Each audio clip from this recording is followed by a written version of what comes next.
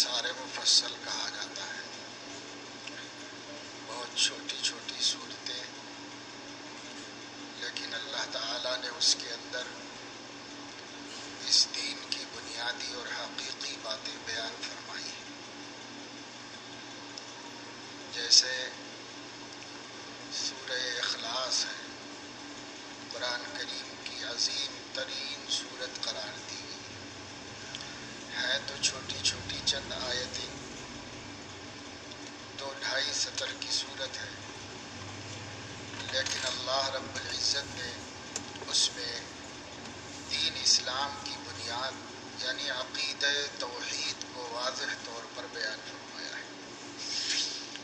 اسی طریقے سے سورۃ العصر ہے، یہ بھی بہت مختصر سی 2-2.25 سطر کی صورت ہے، اور اس میں اللہ رب العزت نے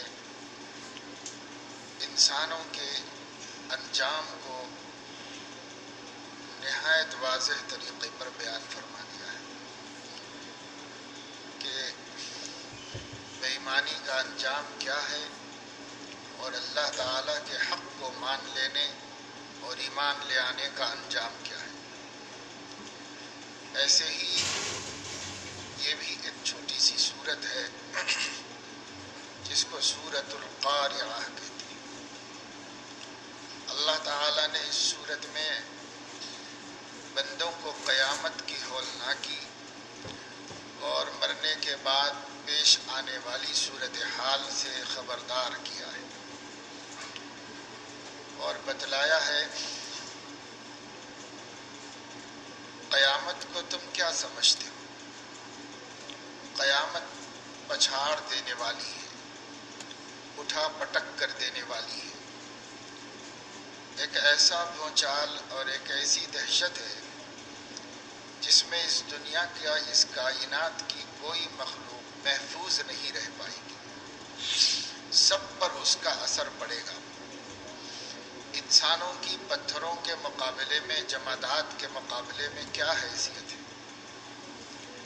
انسان تو بہت کمزور چیز ہے، پہاڑ بھی اپنی جگہ پر نہیں رہ پائیں گے.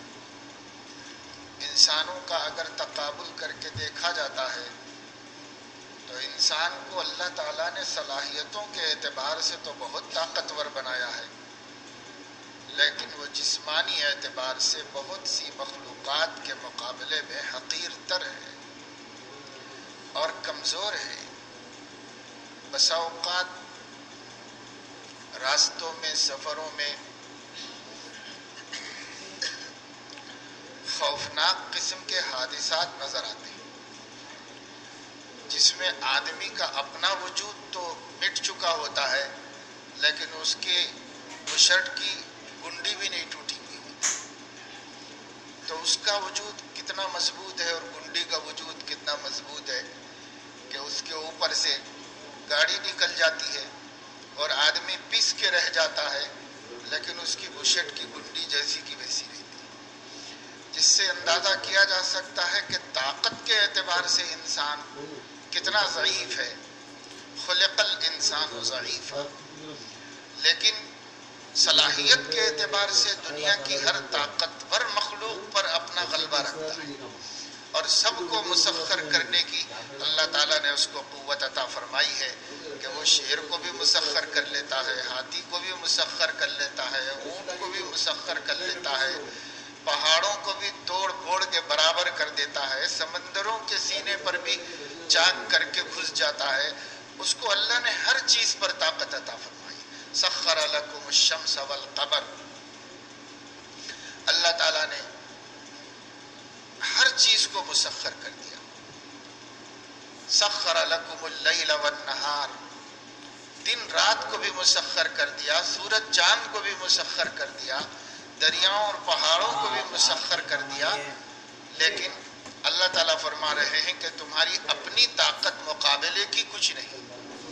اگر ایک بڑی چٹان سے ٹکراؤ تو تمہاری کیا طاقت ہے؟ تم پس کے رہ جاؤ گے، کوئی تمہاری طاقت نہیں.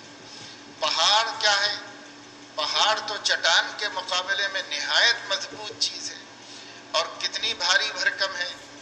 انسان دیکھتا ہے سیلاب آتا ہے، پانی کا ایک بہاؤ ہے، انسان نہیں، انسانوں کی آبادیوں کو بہا کے لے جاتا ہے اور سب کو ختم کرتا ہے، اور انسان میں طاقت نہیں کہ پانی کے اس رو کو روک لے اپنی قوت سے، اس کے سامنے بے بس ہو کر بہہ کے چلا جاتا ہے، خس و خاشاک اور تنکوں کی طرح بہہ کے چلا جاتا ہے۔ تو انسان کو اللہ تبارک و تعالی شانہ نے دو طرح سے سمجھایا اور بتایا ہے کہ جو صلاحیتیں ہم نے دی ہیں اس سے تو تم ہر مخلوق کو مسخر کر سکتے ہو، لیکن جب ان سے تمہارا مقابلہ اور ٹکراؤ ہو جائے تو تمہارے اپنی ذات میں اتنی کمزوری ہے کہ تم کسی کا مقابلہ نہیں کر سکتے۔ تم چینٹی کے کاٹنے سے تڑپ اٹھتے ہو، تم مچھر کے ڈس لینے سے بے چین ہو جاتے ہو، کہتے رات بھر نیند نہیں آئی، کیوں نہیں آئی بھائی رات بھر نیند؟ سب مچھروں نے مجھے سونے نہیں دیا۔ تو مچھر کیا ہے تمہاری مقابلے میں؟ لیکن جب تم مقابلے پر آ گئے تو تم سے زیادہ وہ طاقتور کہ انہوں نے تمہیں ہرا کے رکھ دیا اور تمہیں اس سے جیتنے کا موقع نہیں ملا۔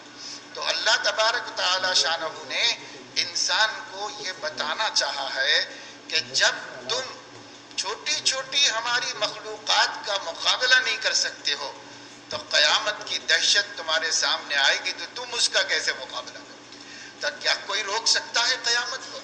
آج کہتے ہیں کہ صاحب ایسے ایسے آلات ایجاد کر لیے گئے جو زلزلے کے آنے سے پہلے زلزلے کے آنے کی خبر دیتے ہیں، لیکن اس کے باوجود اخبارات ہم پڑھتے ہیں تو زلزلوں کی تباہیوں کی خبر تو لاتے ہیں لیکن زلزلوں کو روکنے کی کوئی خبر نہیں لاتے، تباہیوں کی خبر لاتے ہیں۔ ایسی منصوبے سامنے آتے ہیں ہر سیلاب کے بعد کہ اب جو ہے ساحلوں پر اور سمندروں کے کناروں پر ایسے پردے بنائے جائیں گے اور ایسے ایسے انتظامات کیے جائیں گے کہ یہ سمندر کی موجیں ان سے ٹکرا کے واپس چلی جائیں گی، انسانوں کو نقصان نہیں پہنچائیں گی، ہماری آبادیوں کو نقصان نہیں پہنچائیں گی، لیکن جب بھی خبر آتی ہے ان کی تباہی کی خبر آتی ہے، ان سے بچانے کی کوئی خبر نہیں آتی۔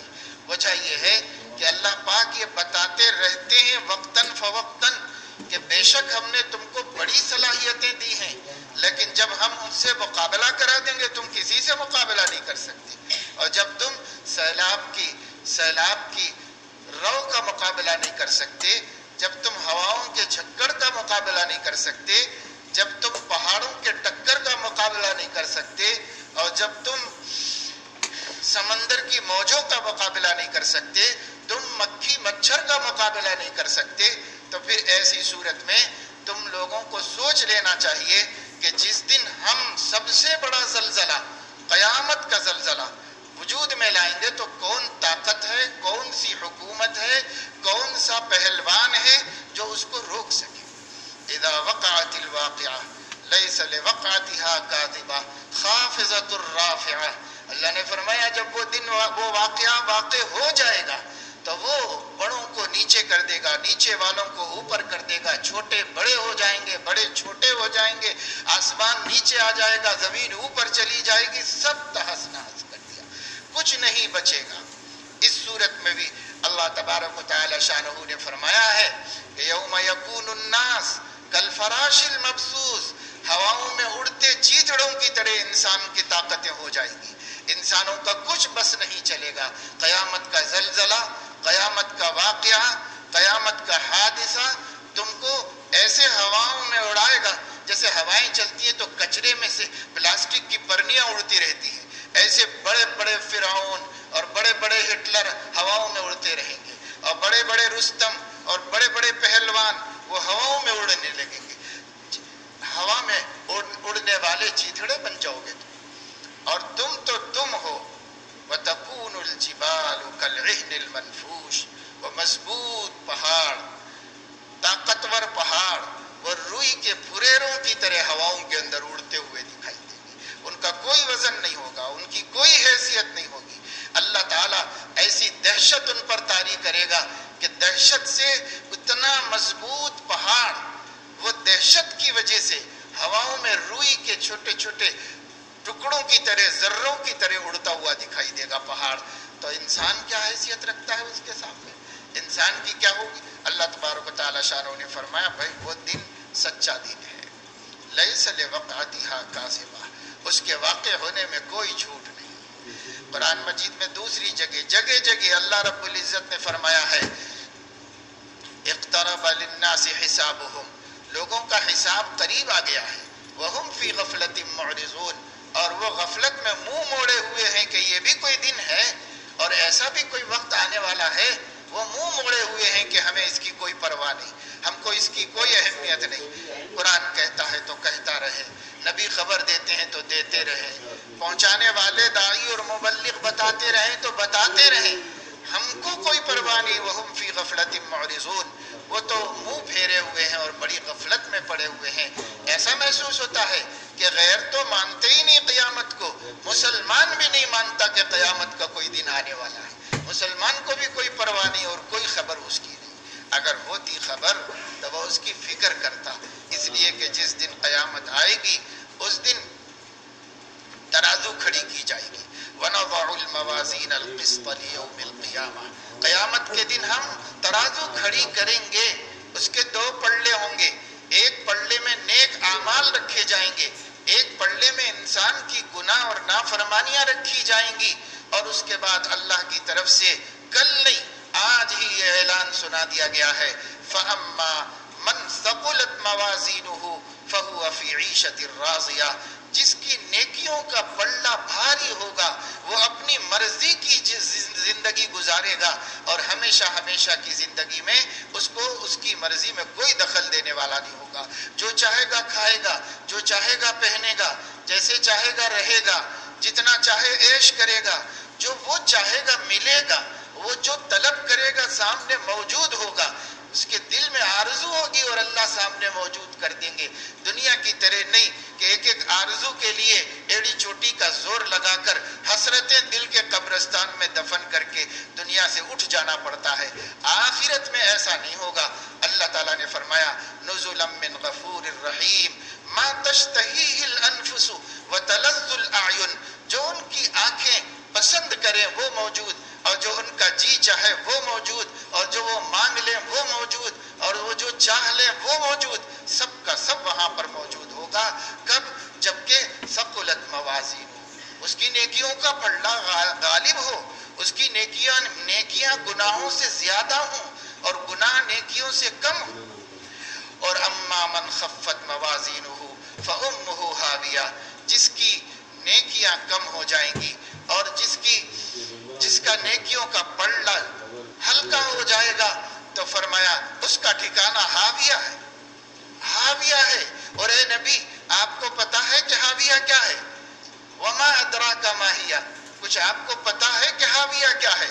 پھر اللہ نے فرمایا نار حامیہ، دہکتی ہوئی آگ، دہکتی ہوئی آگ اس کا ٹھکانہ ہے، اسی میں رہے گا۔ اسی دہکتی ہوئی آگ کی زمین ہوگی، اسی دہکتی ہوئی آگ کی دیواریں ہوں گی، اسی دہکتی ہوئی آگ کا چھت ہوگا، اور اسی میں اس کو رہنا ہوگا۔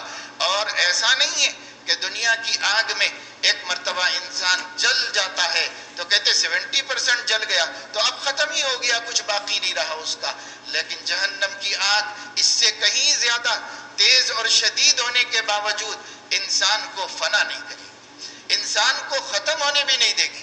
دنیا کی آگ جلا کر بھسم کر دیتی ہے، دنیا کی آگ چھوٹی سی لگ جاتی ہے، جنگلوں کے جنگل راکھ کے ڈھیر ہو جاتی ہے، آگ لگ جاتی ہے، بستیوں کی بستیاں راکھ بن جاتی ہیں، انسان کہاں تھا نظر بھی نہیں آتا۔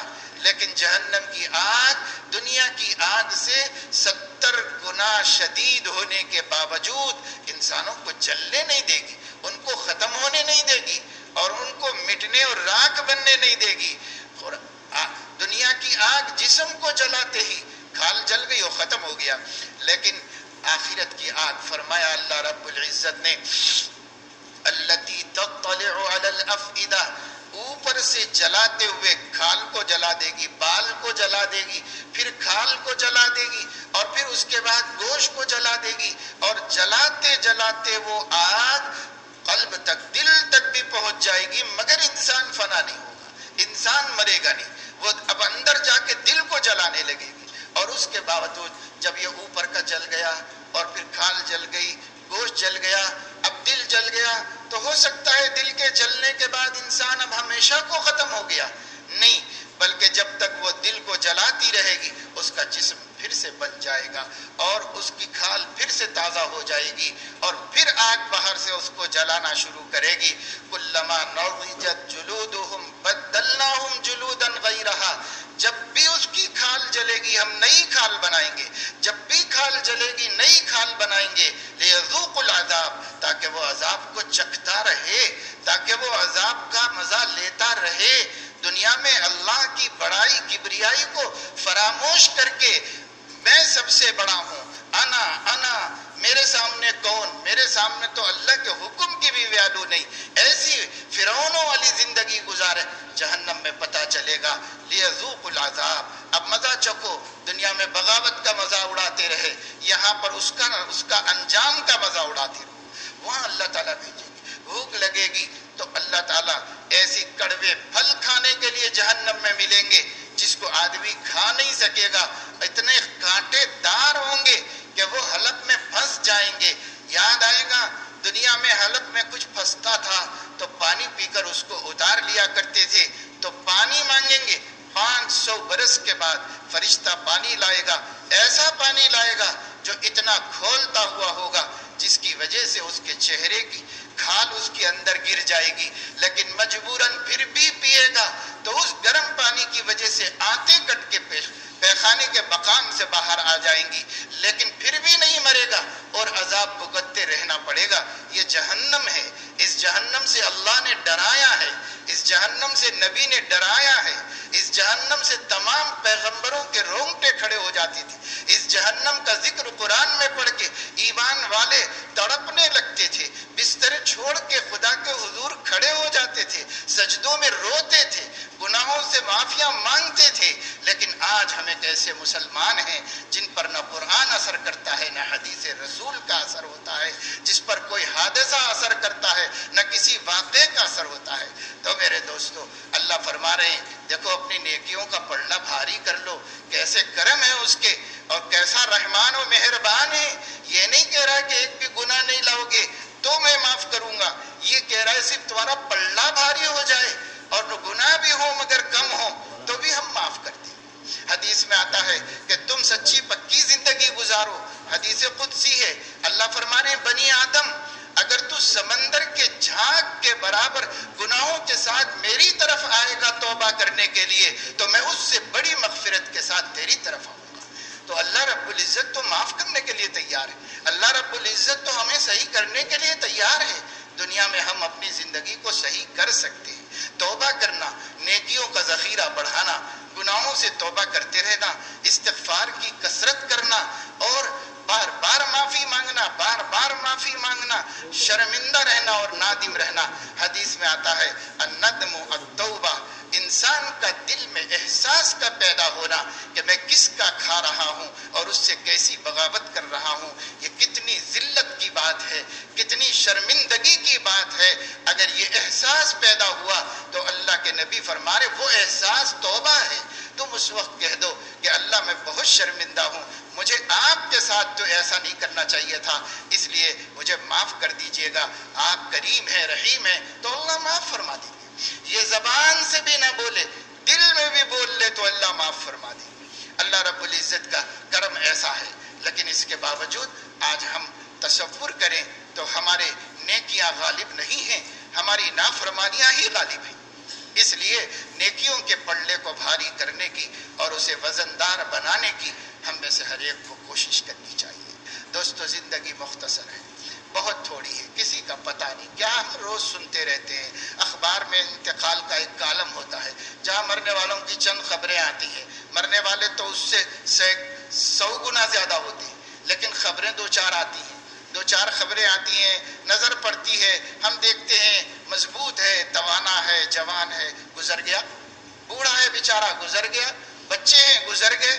تو کون نہیں مر رہا ہے, کس عمر میں نہیں مر رہا ہے؟ وہ کون سی عمر ہے جس میں ہم نڈر ہو جائیں کہ اس میں تو نہیں آئے گی موت, اس کے آگے کوئی پیریڈ میں آ سکتی ہے, اس پیریڈ میں تو نہیں آئے گی. کیا 10 سال کے اندر نہیں آنے کا یقین ہے, 20 سال کے اندر نہیں آنے کا یقین ہے, 30 سال کے اندر نہیں آنے کا یقین ہے؟ روز دیکھو مرنے والے مر رہے, ہم کندھے دے رہے, ہم اپنے ہاتھوں سے نہلا رہے ہیں دفنا رہے ہیں، مٹی دے رہے ہیں، جوانوں کو بھی دے رہے ہیں جن کے بال سیاہ بھی نہیں ہوئے اور جن کی زندگی میں انہوں نے اپنی زندگی کے مزے بھی نہیں دیکھے، ان بچوں کو اپنے ہاتھوں سے دفن کر رہے ہیں جن بچوں کو ہم ایسی کلی کہہ سکتے ہیں جو کھلی بھی نہیں تھی، وہ بھی زمین کے اندر دفن کی جا رہی ہے۔ تو وہ کون سی عمر ہے جس کے بارے میں ابھی ہمیں ڈر نہیں ہے کہ موت نہیں آئے گی؟ ہر عمر میں موت کا انتظار ہے، ہر عمر پر موت کا خطرہ منڈلا رہا ہے۔ ہمیں چاہیے کہ بھائی اللہ سے بے خبر نہ ہو، اللہ ہمارا کریم ہے، اسی نے پیدا کیا، وہی اٹھائے گا، وہی حساب لے گا، اس کے سامنے کھڑے ہونا ہے۔ یہ ہمارا ایمان ہے، یہ ہمارا یقین ہے۔ اس یقین کو رسم مت بننے دیجئے، اس یقین کو حقیقت بنانے کی کوشش کیجئے، اس لیے کہ ایمان پر محنت ہوتی ہے تو ایمان یقین کے درجے تک پہنچتا ہے، اور جب ایمان پر محنت نہیں ہوتی تو ایمان بغیر یقین کے، ایک اللہ والے نے فرمایا ایمان بغیر یقین کے درخت کے اس ٹوٹے ہوئے پتے کی طرح ہے جس کو ہوائیں جدھر چاہے اڑا کے لے جا سکتی ہیں۔ ایک ایسے زمانے میں ہم جی رہے ہیں جہاں ہمارے ایمان کی مضبوطی کو چیلنج کیا جا رہا ہے۔ ہم ایک ایسے دور میں زندگی گزار رہے ہیں جب ہمارے قدموں کا امتحان لیا جا رہا ہے کہ ہم رہیں گے یا پھسل جائیں گے۔ کہیں سے یہودیت کی محنت ہے، کہیں سے عیسائیت کی محنت ہے، کسی طرف سے قادیانیت ہمیں للکار رہی ہے اور کسی طرف سے انکار حدیث کا فتنہ ہمیں للکار رہا ہے، کسی طرف سے ہمارے برادران وطن ہمیں اپنے آبا و اجداد کے دین پر لوٹنے کی ترغیب دے رہے ہیں اور اس کے لیے جد و جہد کر رہے ہیں۔ ہم ہر طرف سے گھرے ہوئے ہیں اور ایسے وقت میں مانو کہ اللہ کے نبی کی امت کے قدموں کا امتحان لیا جا رہا ہے، ان کے عزم اور ان کی پختگی اور حوصلوں کا امتحان لیا جا رہا ہے کہ یہ قدم کتنے مضبوط ہیں اور یہ دل کتنے مضبوط ہیں۔ کیا ان کو ہم چارہ ڈال کر اپنی طرف پلٹا سکتے ہیں؟ کیا ہم ان کو لڑکی بتا کر دین بدلا سکتے ہیں؟ کیا ہم ان کو سیم و زر دکھا کر ان کے دین سے بدل پھرا دے سکتے ہیں؟ اللہ کے نبی نے فرمایا، بخاری شریف میں ہے، من بدل دینہ فقتلو، جو اپنا دین ختم کر دے، جو اپنا دین بدل دے، وہ دنیا میں جینے کا حق ختم کر چکا ہے، اس لیے کہ اس نے دین بدل دیا ہے۔ تو دین بدلا نہیں جا سکتا۔ اللہ کے نبی صلی اللہ علیہ وسلم نے فرمایا، میرے بعد تم کفر کی طرف نہ پلٹنا، اگرچہ کہ تمہارے ٹکڑے ٹکڑے کر دیے جائیں اور اگرچہ کہ تمہیں راکھ آگ میں جلا کر بھون دیا جائے، مگر تم ایمان ایسی مضبوط چیز ایمان ہے، تم اس مضبوط کھوٹے سے چمٹے رہنا، اس سے پھسلنا نہیں۔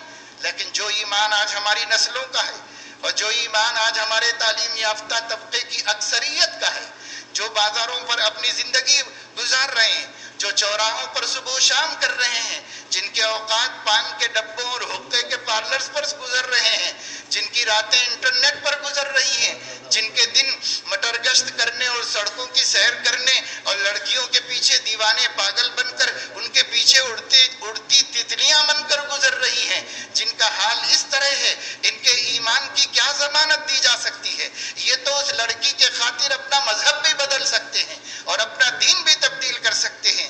لیکن میرے دوستو، اگر ہم نے اپنے ایمان کا جائزہ لیا اور ایمان پر محنت کر کے یقین تک پہنچا لیا تو انشاءاللہ آسمان زمین کی بھی یہ طاقت نہیں ہے کہ ہمیں ایمان کے راستے سے ہٹا سکے۔ ایماندار ہمیں بننا ہے، ایماندار بننا ہے، پیارے آقا صلی اللہ علیہ وسلم کی پیاری زندگی کو اختیار کرنا ہے۔ ان کی ہر سنت ہمارے ایمان میں ایک اسکرو فٹ کر دیتی ہے، اسے مضبوط اور طاقتور بنا دیتی ہے۔ ان کی ہر سنت، ان کا ہر طریقہ ہمارے ایمان کو چار چاند لگا دیتا ہے۔